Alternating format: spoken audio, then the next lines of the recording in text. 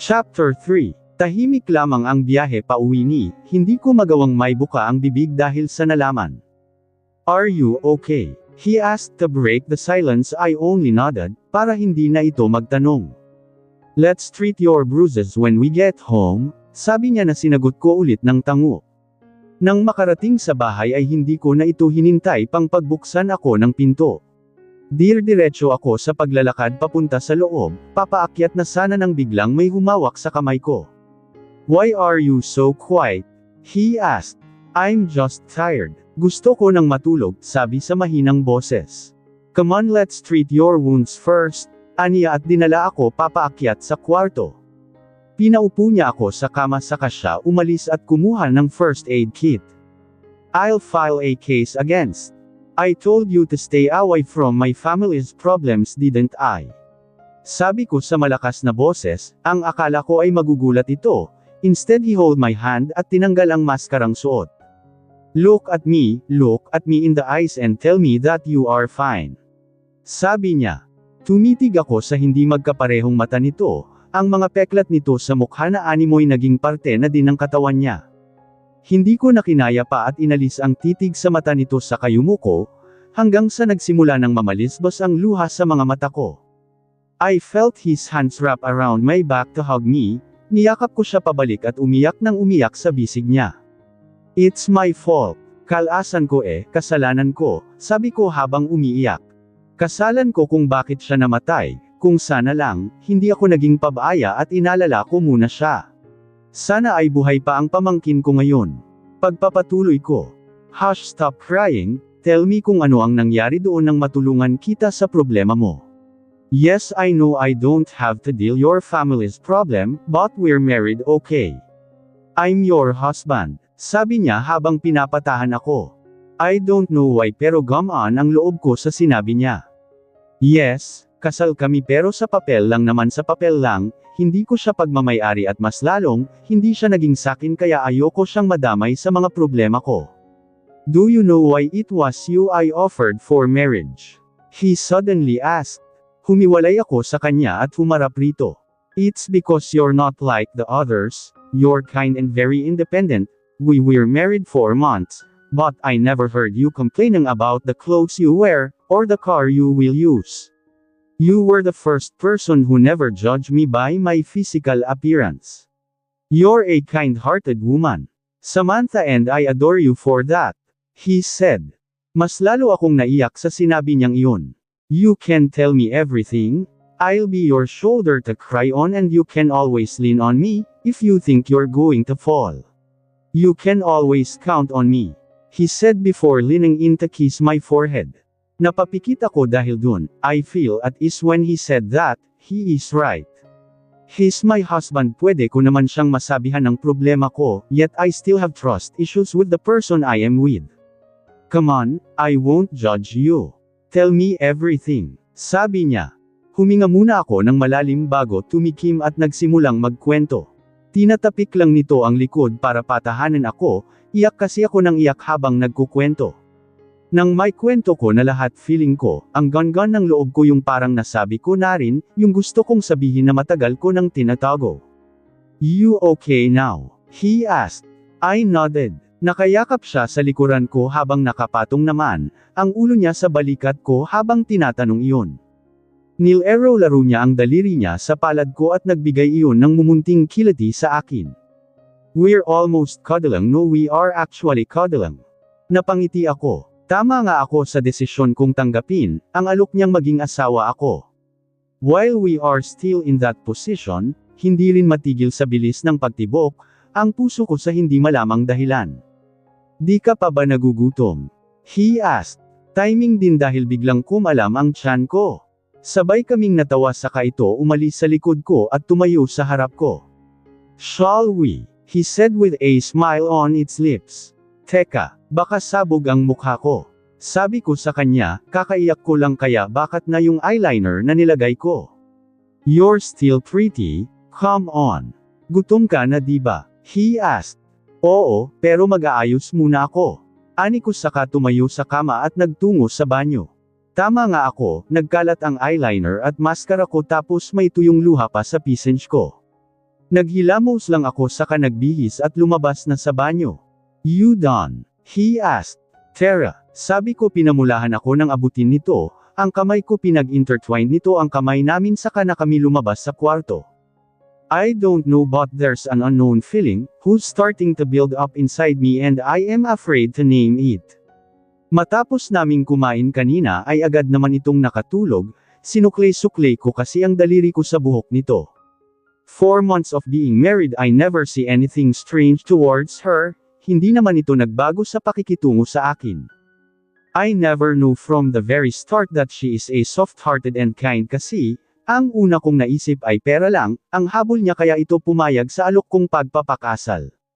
When I saw her earlier crying at wala sa sarili, I feel like I saw myself to her. When I am still in my worst years, ganun ako not until I began creating my own business at doon ko itinuon lahat ng atensyon ko. My ex-fiancé which is Brielle, nakipaghiwalay ito, dahil sa maling desisyong ginawa ko but I never thought na maghihiganti ito sa akin. That's when I lost everything. I lost my title as the campus prince nung college days ko, I began receiving hatred and judgment towards my colleagues, tanging mga nakakaunawa at hindi ako hinusgahan lang ang naiwan. Ang mga kaibigan ko, they know everything at alam nilang, hindi ko magagawa yon ng walang dahilan. I know I am a jerk and my past self for that. Now I am always entitled as the ruthless or the beast or businessman, matatanggap ko, ang beast but the ruthless na, I am very far from being that way. I'm not ruthless, yes I fired men pero hindi naman ako harsh na tao. I don't why they define me as that person, but I am no ruthless, hindi ako ganoong tao. Nasa bar ako ngayon kasama mga kaibigan ko. As usual umiinom kasi nga broken daw si Kento. Nag-party serve pa nga ang loko ng VIP room para sa amin. Gadgad namin. Mukhang masayahin Kumusta ang buhay may asawa? Tanong ni Yamada. Okay lang. Sagot ko saka inisang lagok ang laman ng baso ko. Hindi ba naging clingy? Or nanghihingi ng pera like the other girls? Or baka naman mabait talaga? Sabi naman ni Hunter. The last sentence. Sabi ko, mabait nga. Sabi ko sa'yo Yamada Parang bata na sabi ni Hunter saka siniko-siko si Yamada na naiinis naman sa kanya.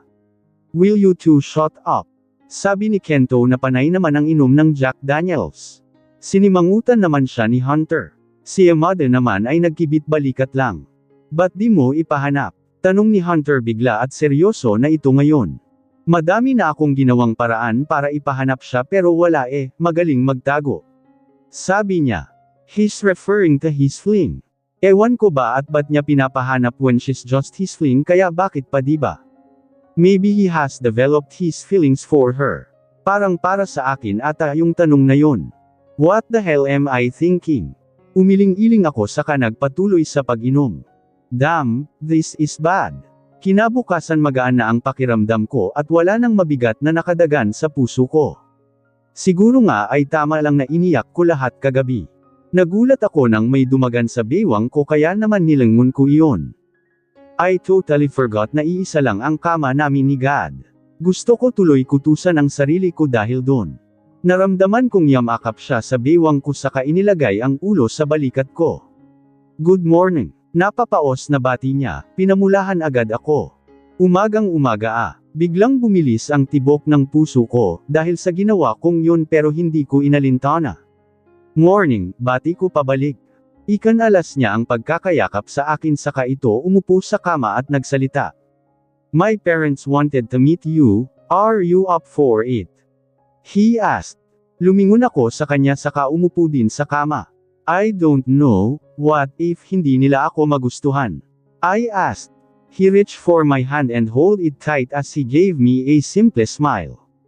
My parents won't trust me, he said. Mahina niya akong kinuha para makatayo sa kanya itinuro ang banyo. Go clean yourself, I'll tell Manang Lucy to prepare our breakfast. Aniya saka na ito naglakad papapunta sa pinto at lumabad doon. Inilibot ko ang paningin sa buong kwarto, ilang buwan na akong nakatira rito, pero hindi ko pa nalilibot ang buong bahay. Napadako ang tingin ko sa isang napakalaking portrait sa pader. Napanganga ako sa nakita, it was him. Without his scars he is so freaking handsome. He's on his college uniform, I think, saka may libro itong hawak. It was like a stolen shot na perfect ang pagkakakuha. Ang background nito ay ang napakalaking soccer field. Naglakad-lakad pa ako at napunta sa isa pang portrait, but this time hindi na iyon kalakihan. There were 4 na person in the portrait including him. It's probably his parents kasi kita kong kamukha niya. Ang lalaki sa may right side, yung medyo may kedarang babae naman ay nakangiti sa camera habang ang kamay ay nakapatong sa balikat ng isang batang babae. Nagulat ako nang biglang bumukas ang pinto. Akala ko naligo ka na. Aniya saka lumapit sa akin. Tiningnan niya kung ano ang tiningnan ko at malungkot na ngumiti. That was face years ago. Aniya sa malungkot na tinig. Who's that girl? I asked sabay turo sa batang babae. That's my cousin Ken, he said. She was 4 when her parents got into a plane crash, buti na lang at hindi siya sumama sa trip ng parents niya noon. She wanted to meet you too. Dagdag niya. Mahina akong tumango. I suddenly got curious about what happened to his face, but I don't want to ask him. Ayokong makialam sa private life niya noon. Ang pogi mo pala noon. Bigla kong nasabi. Bakit ngayon ba ay hindi na? He asked saka ako sinimangutan. He looks so damn cute, nagpaut pa ang loko. Pogi ka naman kahit ngayon, sabi ko. Kuryoso ka siguro kung anong nangyari noon ano. Sabi niya nakatayo, parent kami at tinitigan ang portrait sa harap. Nilangon ko siya. If ayaw mo naman ikwento okay lang. Sabi ko. I'll tell you my story when I'm ready. For now hindi ko pa kayang sabihin, sabi niya. I understand him, also kung ako naman ang nasa posisyon niya ay ganun din ang gagawin ko. Okay, sabi ko. Tinalikuran ko na ito at nagsimula ng maglakad papunta sa banyo nang magsalita ito. I heard him sigh. Sinadyang tapunan ng asido ang mukha ko, aniya na nagpatigil sa akin. My ex-fiancé did that on purpose because of what I did. Sabi niya, and this time nilangon ko na siya. I did something horrible towards her brother, but she didn't have to avenge him at tinapunan ng asido ang mukha ko. Sabi niya. Tahimik lamang ako at hinintay ang mga susunod na sasabihin niya. I beat her brother to death because he tried to rape Kendra, binugbog ko ang kapatid niya ng paulit-ulit hanggang sa hindi na makilala ang mukha niya. The next day after that sumugod sa room namin si Brielle at tinapunan sakin ang asido. She even called off the engagement dahil dun, all of the students in the campus started throwing hatred and hurtful words towards me. She never apologized because of what happened. Ang sabi pa niya ay kasalanan ko din naman kaya niya iyon ginawa. Hindi din naman ako nagsisi sa ginawa ko, dahil deserve naman ng lalaking yun ang nangyari sa kanya. Nilapitan ko siya. You know what? Tama ang ginawa mo, but the thing is tama din ba ang ginawa ng ex mo sa'yo? Look, hindi sa nanghihimasok ako pero if I were in her place mas papanigan kita. Dahil try na ngang rape ng pinsan mo ng kapatid niya, at ano bang iniisip ng babaeng yun para gawin yun sa'yo? I said. That bitch. Pag talaga na-meet ko yung ex niya nagkakasagutan talaga kami. That was in the past already, saka naka-move on ako, yes I love her kaya ko siya hinayaang gawin iyon sa akin, but I won't forgive her, she ruined my reputation and my face, she ruined everything kaya ako nagtatago sa maskarang ito sa loob ng 7 taon. I felt sad because of what happened to him, hindi naman ata tama, ang ginawa ng ex niya dapat niya ay pakulong niya ang kapatid nito eh. Gago pala sila. You already met that person. Aniya, ha? Nagtatakang tanong ko. Nung inalok kita sa parking lot na pirmahan ang marriage contract. He asked, what about it? Siya yung sumigaw sa crowd if pwede ko bang tanggalin ang maskara ko. Sabi niya. I remember, the tall and blonde woman na bigla siyang hinamon about sa maskara niya, ex niya pala yun. Okay, ewan ko pero parang ang bitter ng pagkakasabi ko noon. Come on, maligo ka na imemit pa natin sila mom. Sabi niya. Tinagwan ko siya saka na nagtungo sa para maligo sa banyo. Napaisip tuloy ako sa sinabi niya, mahal niya daw yung ex niya kaya niya ito hinayaan gawin yun, ang tanong hanggang ngayon ba ay mahal niya parent yun. Umiling-iling ako, oo kasal kami pero sa papel lang. Wala ako sa posisyon para panghimasukan, Ang mundo niya noon kaya dapat ay manatili akong tikom. Ano ba itong iniisip ko na babaliw na naman ata ako? Idinikit ko ang ulo sa malamig na pader ng banyo. Sana nga ay wala na siyang nararamdaman para rito. 7 years ago, babe. I heard Brielle's voice from the entrance of our gymnasium. Sinalubong ako nito ng yakap sa kahinalikan sa labi. How's your day? She asked. Fine, how about you? Tanong ko pabalik. Okay lang din. I have good news pala, there's a new store sa mall ni Dad. I heard they sell jewelries, can you buy me some? She asked. I could buy her the whole damn store, she only need is to say it to me. I smirked at her. Why not? I said. Hinalikan niya ulit ako sa labi, bago niya pinag-intertwine ang mga kamay namin at dinala na ako palabas sa gym. Tapos naman na din ang practice namin sa basketball at saka, ang boring kaya sa room, may free cut naman no need na sabihan si Manong guard. Mr. Montessori, the meeting isn't done yet, get back here. My coach said, saka ako pinituhan. I already know what you were discussing, sir. You don't need me in that meeting, bye. I said as I waved my hand in the air. Sinaman lang ako ng tingin ni coach at patuloy ito sa pagtawag sa akin. Tinalikuran ko na lang ito saka na dinala si Brielle para umalis roon. Tawa kami ng tawa hanggang sa makaabot kami sa parking space ng university. Babe, I am pretty sure he's very mad at you, she said habang hinahabol ang hininga. I don't care about him. Anyways, let's go. I want to have some time with my future wife, I said saka pinagbuksan ng pinto at pinapapasok ito sa front seat. Pumasok na rin ako sa kotse at nag-drive na papunta sa mall na pagmamay-ari nila. Minutes later, let's go play in the Quantum. I heard may bagong arcade na inilagay sila Dad roon. Aniya saka ako dinala papunta doon. Naglaro kami ng naglaro at halos maubos na namin, ang lahat ng games roon. Napatingin ako sa kaliwa at nakita ko ang shooting doon. Gusto mo mag-shoot ano? She asked. I only smirked. Who do she think I am? Ako ang MVP ng group namin sa university and now she's challenging me. Why? Are you challenging me, babe? I asked. Well, nakalimutan ko palang MVP ang fiancé ko, she said. Hinawakan ko siya sa biwang saka ikinulong sa bisig ko. Are you challenging me? Tanong ko ulit. Panipi. Kring asterisk kring. I heard my cellphone rang kaya lumayo muna ako ng bahagya sa kanya para masagot ang tawag. Yes, son. You need to go home now. My mom said through the phone. Agad akong kinabahan sa tono ng pananalita niya ay alam ko na agad na may problema. Why is there a problem? Kendra, someone tried to rape Kendra while she's in her part-time job. Please son, alam kong sayo lang nakikinig si Ken, please umuwi ka na muna. Mommy plead. Nilangon ko si Brielle na kuryoso ang mukha. I understand mom, I'll talk to Brielle po muna. Sabi ko. Sige anak, umuwi ka na agad pagkatapos, aniya.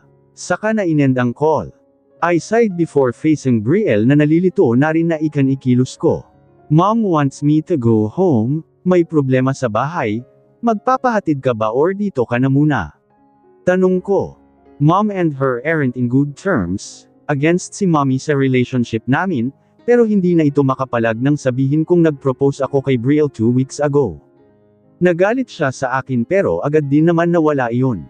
No, I'm fine, dito na muna ako sa mall. Umuwi ka na baka magalit ang mommy mo. Sabi niya.